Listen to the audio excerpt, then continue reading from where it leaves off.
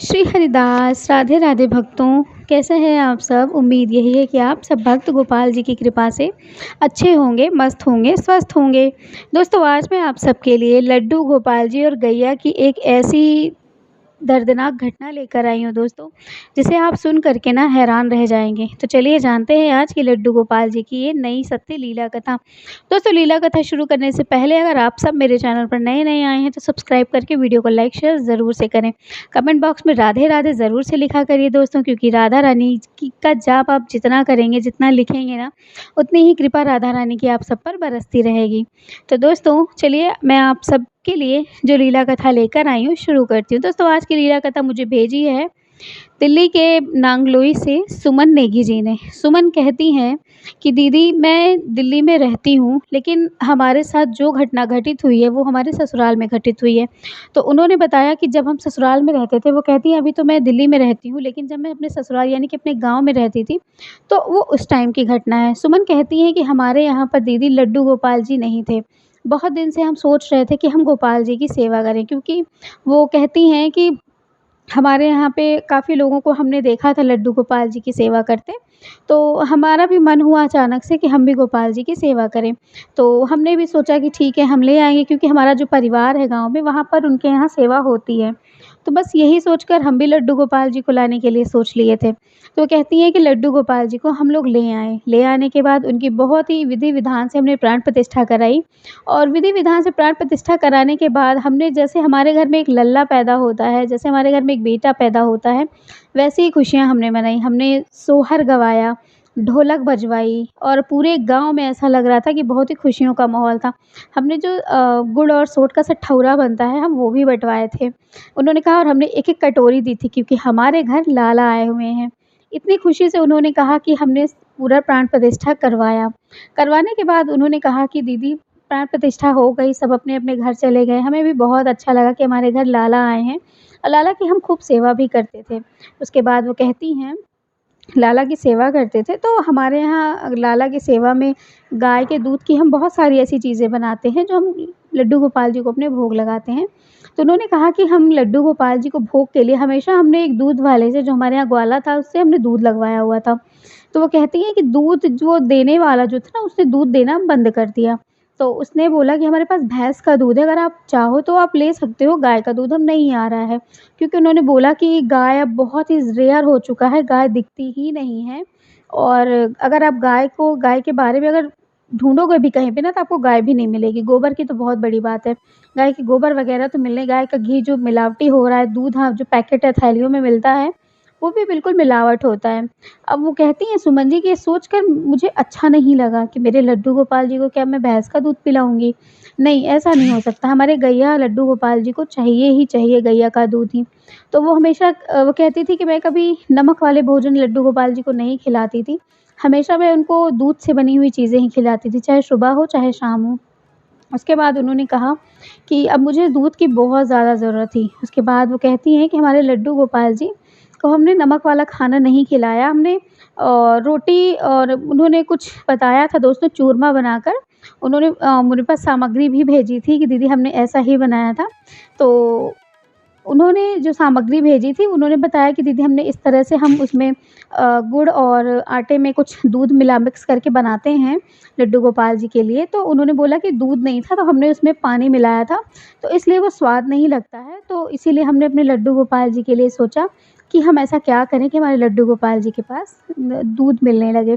तो वो अपने हस्बैंड से ये बात बताती है, तो उनके हस्बैंड कहते हैं, कोई नहीं, हम अगर हमें दूध नहीं मिल रहा है तो हम एक गाय खरीद कर लेकर आएँगे। तो उसमें जब गाय की बात हुई, तो ये हुआ कि सेवा करनी पड़ेगी, लेकिन हस्बैंड ने कहा सेवा करनी पड़ेगी अगर गाय लाएँगे तो।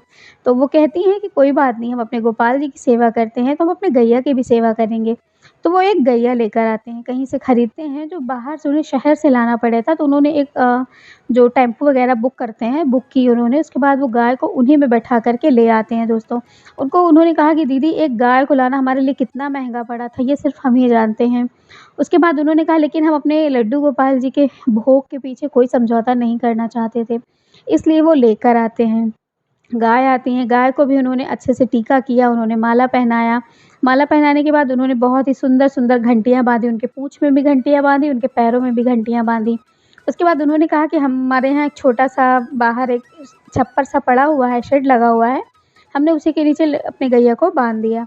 उसके बाद वो कहती हैं कि शाम का टाइम था, हम अपने गैया को बाँधे थे जहाँ पर, वहीं पर हम लड्डू गोपाल जी को भी दिखाने ले जाते हैं। तो लड्डू गोपाल जी को दिखाने ले जाते हैं, तो मैं गैया को सहला रही थी, तभी अचानक से कुछ ऐसा हुआ, जिसे मैं कभी सोच भी नहीं सकती थी। गैया जो कि अ, वो कुछ भी ऐसा नहीं कर रही थी, लेकिन तभी अचानक से उसने लड्डू गोपाल जी को चाटना शुरू कर दिया जीभ से। अब ये बहुत ही एक अजीब-सी बात थी, जो कि लड्डू गोपाल जी को मैंने ऐसा लिया था कि लड्डू गोपाल जी गैया को दिख नहीं रहे थे। लेकिन उसने नी जैसा मेरा ये कोहनी है हाथ का, उन्होंने बताया, कोहनी के नीचे से लड्डू गोपाल जी के पैर दिख रहे थे और कोहनी के नीचे का हिस्सा ही वो चाटने लगी गाय। ये देख कर के मैं पीछे पलटी और मैंने जब लड्डू गोपाल जी को आगे किया, तो गैया बड़े ही ज़ोर से उछल रही थी दोनों पैर पकड़ के। मुझे तो वो कहती हैं कि जहाँ तक मुझे समझ में आया, मुझे तो ऐसा लगा कि हो सकता है कि लड्डू गोपाल जी को देखकर गैया प्रणाम कर रही है। मुझे तो उस टाइम पर ऐसा ही लगा और ऐसा हुआ भी। उसके बाद वो कहती हैं कि लड्डू गोपाल जी को देखकर गैया चाटने लगी। फिर मैंने गैया को मना भी नहीं किया, क्योंकि गैया और हमारे गोपाल जी का संबंध तो सदियों पुराना है। तो उन्होंने कहा, मैंने मना नहीं किया, मैं कुछ देर तक लेकर खड़ी रही, वो गैया खूब चाट ली। उसके बाद फिर मैं लड्डू गोपाल जी को फिर से अंदर ले आई, मैंने उन्हें स्नान कराया, सब कुछ अच्छे से फिर से उन्हें वस्त्र पहनाए। उसके बाद मैं शाम को गाय का दूध दूहने के लिए चली गई। वो दूध दूहकर मैं लेकर आई। फिर लड्डू गोपाल जी के लिए मैंने बहुत सारी चीज़ें, बहुत अच्छे-अच्छे पकवान मैंने बनाए और मुझे काफ़ी अच्छा लगा कि चलो हमारे यहाँ गाय आ गई है। दोस्तों, हमारे लड्डू गोपाल जी भी गाय आने से बहुत ज़्यादा खुश थे और हमें भी अच्छा लग रहा था, क्योंकि हमारे यहाँ गाय थी, तो थोड़ा-सा चारा वग़ैरह भी, हमारे यहाँ खेत है, काफ़ी होता है घास वग़ैरह, तो सब हो जाता था, कभी हमें खरीदने की ज़रूरत नहीं पड़ती थी। लेकिन वो कहती हैं कि हमने अपनी गाय को एक चीज़ और की हुई थी कि हमने कभी अपनी गाय को जूठन नहीं खिलाया। गाँव में काफ़ी लोग थे जिनके यहाँ खाना वग़ैरह बचता था, तो वो हमारे यहाँ लेकर आते थे। तो हमने कहा, नहीं, आप जूठन मत दो, आप जैसे रोटी बची है तो आप रोटी लाकर दे सकते हो। अब आप सोच लो, आपने खाना खाया है और आपने खाना को छोड़ दिया, तो उस खाने को हम गैया को नहीं खिलाते, क्योंकि इन्हीं से हम लड्डू गोपाल जी को अपने भोग लगाते हैं। तो सुमन जी कहती हैं कि दीदी, इसीलिए मैंने लड्डू गोपाल जी को अपने जूठन कभी नहीं खिलाया। सॉरी, गाय को कभी जूठन नहीं खिलाया, तो इसी वजह से, क्योंकि हम लड्डू गोपाल जी को भोग लगाते हैं। उसके बाद दोस्तों, और गाय, गाँव वाले भी समझ गए कि भाई गाय है उनकी, तो हम नहीं करते, तो नहीं करती थी। वो कहती थी, हमारे घर में पहला निवाला बनता है, तो हम पूरा भोग, दाल, चावल, रोटी, सब्ज़ी अगर बना, तो हम पूरा ले जाके पहले गाय को भोग लगाते हैं। उसके बाद हम अपने गोपाल जी को खिलाते हैं। तो गोपाल जी को मीठा ही भोजन कराती थी। वो कहती है कि हमने कभी नमक वाला खाना नहीं खिलाया लड्डू गोपाल जी को। वजह ये थी दोस्तों, ना खिलाने की। वो कहती थी कि लाला को हम नमक वाली चीज़ें नहीं खिला सकते, क्योंकि हमारे लाला भी छोटे हैं, तो उनको दूध से बनी हुई चीज़ें ही हम खिलाते हैं। तो दूध से बनी हुई मिठाइयाँ वग़ैरह वो बना कर रखती थी और लाला खूब प्रेम से खाया भी करते थे। उसके बाद दोस्तों, लाला और लड्डू गोपाल जी की सेवा में सुमन जी इतना रम गई कि वो कहती थी कि मुझे ऐसा लग रहा था कि मैं धरती पे ही एक स्वर्ग का जीवन जी रही हूँ। मुझे पता ही नहीं चलता था कि ये ज़िंदगी, मुझे लगता था कि इतनी अच्छी ज़िंदगी हमेशा मेरी रहे। क्योंकि लाला की सेवा करना, गाय की सेवा करना, घर में अपने पति की सेवा करना, तो ये बहुत ही सौभाग्य वाली बात थी। उन्होंने कहा, इस तरह से यहाँ पर ये चीज़ें होने लगीं।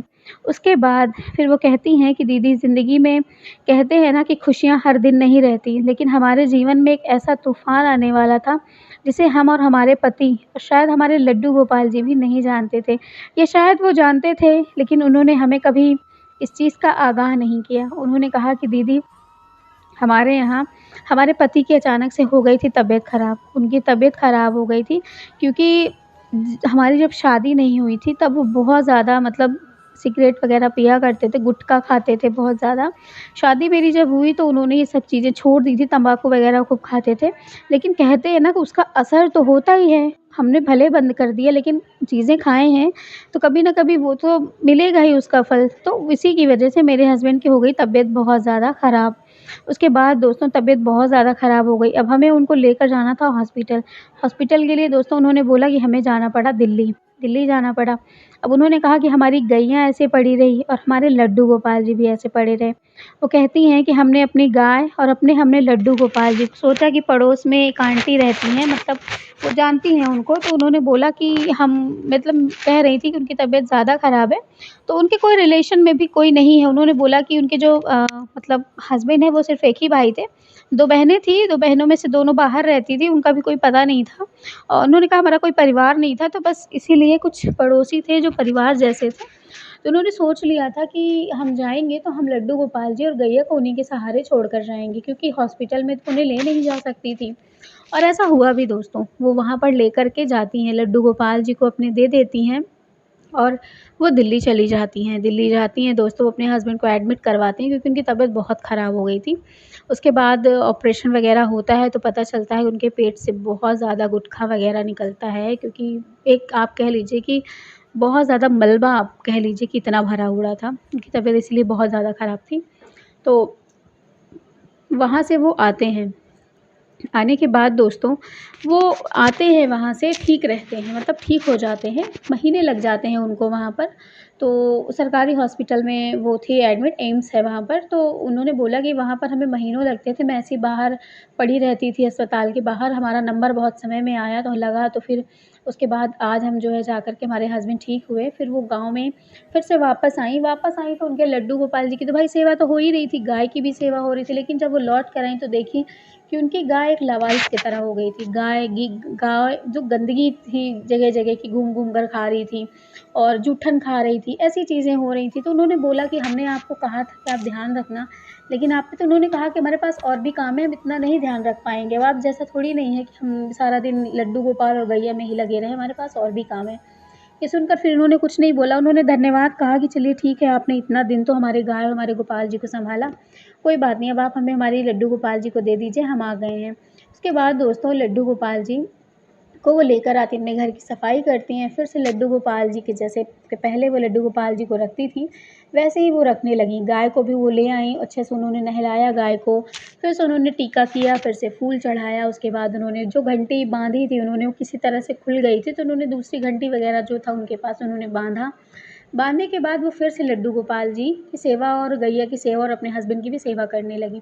लेकिन दोस्तों, लड्डू गोपाल जी की सेवा तो वो करती थी, लेकिन अब उनके अंदर वो भावना नहीं रह गई थी, क्योंकि उनके हस्बैंड की तबीयत ख़राब होने की वजह, ठीक तो वो हो गए थे, लेकिन उस तरह से नहीं ठीक हुए थे, जिस तरह से उनको होना चाहिए था। तो अब उनके अंदर वो खुशी नहीं रह गई थी, वो गोपाल जी की सेवा करती और उनके सामने रोती कि कन्हैया, इतनी खुशी थी तो उसी जगह पर ज़िंदगी को तुमने थमा क्यों नहीं दिया? थम जाती वहीं पर हमारी ज़िंदगी और हम ऐसे ही ज़िंदगी जीते, वही खुशियों वाली ज़िंदगी हमारी होती तो हम कितने खुश होते। वो यही सब बातें कह रही थी। तभी दोस्तों, लड्डू गोपाल जी की सेवा कर रही थी और उनके आँसू निकल रहे थे, उनके आँसू लड्डू गोपाल जी के पैर भिगा रहे थे दोस्तों। तभी कुछ, वो कहती हैं कि कुछ ऐसी अनहोनी घटना होने वाली थी, जो आज मुझे लगता है ऐसा कि ये सब लाला ने ही किया है। उन्होंने कहा कि मेरे हस्बैंड की तबीयत बहुत ख़राब थी, रात का टाइम था, करीब 10 बज रहे थे, तो उन्होंने कहा जहाँ हम गाँव में रहते हैं ना, वहाँ पर रात को गाड़ी वग़ैरह तो हमें बुकिंग करनी पड़ती है, लेकिन उस टाइम पे हमें मिल नहीं रही थी, क्योंकि लगन का टाइम चल रहा था, तो गाड़ियाँ सारी बुकिंग में गई थीं। मेरे हस्बैंड की तबीयत रात को बहुत ज़्यादा ख़राब हो गई थी, बहुत ज़्यादा, कि उनकी आँखें पलट गई थीं, बिल्कुल उन्हें होश नहीं था। तभी वो कहती हैं कि मैं गोपाल जी के पास जाती हूँ। पहले तो उन्होंने कहा कि दिमाग काम नहीं करता अगर किसी को भी कुछ हो जाता है दीदी, तो उस टाइम पर अब मैं आपको सच बताऊँ कि भले हमारे पास भगवान होते हैं, लेकिन हम फिर भी भगवान के पास दौड़ कर नहीं जाते हैं। ऐसा सबके साथ होता है, लेकिन उन्होंने कहा वो वैसा मेरे साथ भी हुआ। अपने हस्बैंड की ऐसी हालत देखकर ना, मैं भी भाग कर के लड्डू गोपाल जी के पास नहीं गई। मैं परेशान थी कि ऐसा क्या हो जाए, मैं पड़ोसियों के पास मदद के लिए गई, पड़ोसी सारे तो आए थे हमारे पास, लेकिन किसी के पास गाड़ियाँ नहीं थी। तो उसके बाद वो कहती हैं कि किसी के पास 2 पहिया थी, तो 2 पहिया बाहर गई थी, तो आने में थोड़ा-सा 15 मिनट का टाइम था। तो वो कहती थी कि पन आएगा तो हम उनको बैठाकर हॉस्पिटल लेकर जाएँगे। तो वो लेकर के जैसे कहती हैं कि वो आने में थोड़ा-सा टाइम था 15 मिनट का, तो वो कहती हैं कि मेरी नज़र लड्डू गोपाल पर हमारे गई और हमारे लड्डू गोपाल पर गई और मैं लड्डू गोपाल जी को देखकर मैं फूट-फूट कर रोने लगी कि कन्हैया, मेरा वही सहारा है और मेरा कोई सहारा नहीं है। अगर मेरे हस्बैंड को कुछ हो गया, तो मैं कैसे जीऊँगी उनके बिना? इतना ही वो कहकर वो बहुत रोती हैं। वो कहती हैं, "कन्हैया आज तुम्हें ही कोई चमत्कार करना पड़ेगा। तो अगर आज तुमने नहीं किया ना तो मैं आज यहीं अपने सर पटक-पटक कर अपने भी प्राण दे दूँगी और मुझे पता है कि मेरे पति के साथ जो होगा वो होगा, लेकिन आज मैं भी मर जाऊँगी।" दोस्तों उन्होंने कहा कि दीदी मैंने बहुत ज़ोर से अपना सर भी लड्डू गोपाल जी के ऊपर पटक दिया। इतनी ज़ोर से पटका कि मुझे सच में मेरा जो माथा है वो फूल आया। फूटा नहीं, लेकिन हाँ, फूल के सूज के काला पड़ गया। इतना ज़ोर से मैंने पटक लिया था। तभी वो कहती हैं कि कुछ एक ऐसी घटना घटित हुई ना जिससे गाँव के लोग भी हैरान हो गए। उन्होंने कहा अचानक से ऐसा हुआ कि हमारी जो गाय थी, जो हमारी गैया थी, जो हमने बाँध रखी थी ना, वो अचानक से गिर जाती है और गाय हमारी वहीं ख़त्म हो जाती है। मतलब हस्बैंड भी बीमार, गाय भी मर जाती है और मेरा ये हाल हो गया। ऐसा लग रहा था कि दुखों का पहाड़ टूट पड़ा है। सब लोग गाय की तरफ भाग कर जाते हैं और देखते हैं तो गाय को साँप ने डस लिया था। साँप के डसने की वजह से गाय मर चुकी थी। गाय अब नहीं थी इस दुनिया में, साँप छोड़कर उनको चला गया था। गाय टेढ़ी हो गई थी बेचारी। उसके बाद मरने के बाद दोस्तों फिर सारे लोग जो गाँव के लोग थे पता चला कि हो गया है। फिर जो उनके हस्बैंड थे वो भी लेटे हुए थे, उनका तो होश ही नहीं था। तो गाड़ी आती है 15 मिनट में, फिर वो लेकर जाती हैं, गाय को ऐसे ढक देती हैं, उसके बाद वो लेकर जाती हैं हॉस्पिटल में। हॉस्पिटल से होकर आती हैं तो डॉक्टर बोलते हैं कि अभी इनकी तबीयत ठीक है और जिस तरह से आपने बताया कि इनका ऑपरेशन हुआ है, उस वजह से इनकी बचने की हालत नहीं थी, लेकिन ये तो बिल्कुल ठीक लग रहे हैं। और सच में वो ठीक हो भी गए थे। वो अब उठ के चल पा रहे थे, मतलब उनको अब दर्द नहीं था कहीं भी पेट में। उसके बाद गाय को बुलाते हैं, उनके यहाँ बोला कि बाहर से लोगों को बुलाते हैं, ले जाते हैं गाय को वो लोग। तो उन लोगों ने बुलाया, लेकिन इन्होंने कहा कि नहीं, हमारी गाय हमारे लड्डू गोपाल जी की गाय थी ये और लड्डू गोपाल जी की गाय को मैं इधर-उधर नहीं जाने दूँ, क्योंकि वो कहते हैं कि हमारे यहाँ जो नीच जात के लोग होते हैं ना, वो आते हैं गाँव में और चमड़ा को निकालते हैं गाय का। तो उन्होंने कहा नहीं, मैं ये काम तो कभी नहीं करने दूँगी।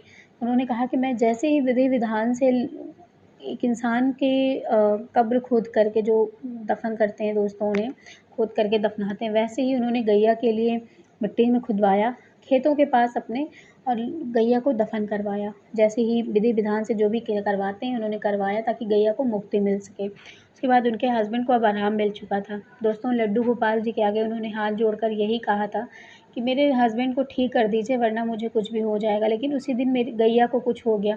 वो कहती हैं कि दीदी मुझे एक चीज़ ये नहीं समझ आई, कुछ लोग कहते हैं कि तुमने लड्डू गोपाल जी से कहा कि मेरे पति के प्राण दे दो, तो उन्होंने गैया ने अपने प्राण दे दिए और तुम्हारे पति के प्राण छोड़ दिए। लेकिन वो कहती हैं मुझसे कि क्या दीदी ऐसा सच में हुआ है? क्या ऐसा सच में होता है कि हमने सच में ऐसा कहा और लड्डू गोपाल जी ने ऐसा कर दिया, हमारे पति की जान बख्श दी और जो गैया थी उनके प्राण, अपने प्राणों की जगह उन्होंने अपने प्राण दे दिए, अपनी उम्र हमारे पति को दे दी। क्या ऐसा सच में हुआ होगा?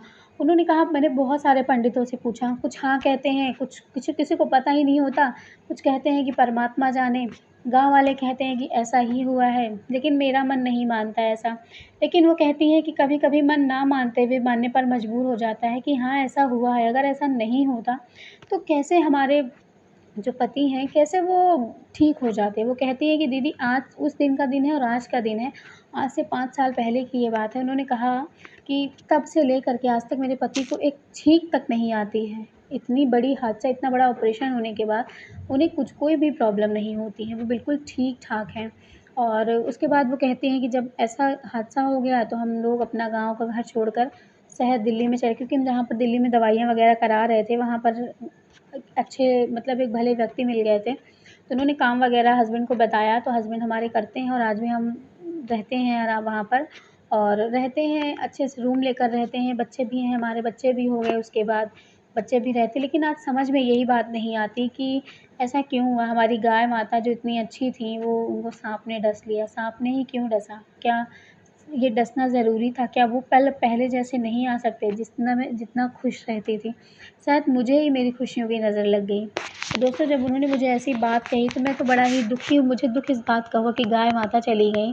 लेकिन दोस्तों कहते हैं ना, सबका अपना-अपना कर्म होता है, जिसका जैसा कर्म होता है ना वैसे ही वो अपनी ज़िंदगी को पाता है। तो इसमें आपको दुखी होने की कोई ज़रूरत नहीं है। गाय का शायद उतना ही साथ लिखा था आपका, आपके लड्डू गोपाल जी के साथ। इसीलिए ऐसा हुआ। तो इसमें आपको दुखी होने की ज़रूरत नहीं है सुमन जी। आप अच्छी हैं, बहुत अच्छी हैं और लड्डू गोपाल जी के साथ आप रह रही हैं, आप उनकी सेवा इतने निस्वार्थ भाव से करती हैं, ये बहुत अच्छी बात है। तो दोस्तों, आज की थी सुमन जी की घटना। आप सबको क्या लगता है? आप मुझे कमेंट बॉक्स में ज़रूर बताइएगा। चलिए मिलूँगी फिर से एक नई लीला कथा के साथ दोस्तों। तब तक के लिए राधे राधे, जय श्री कृष्ण।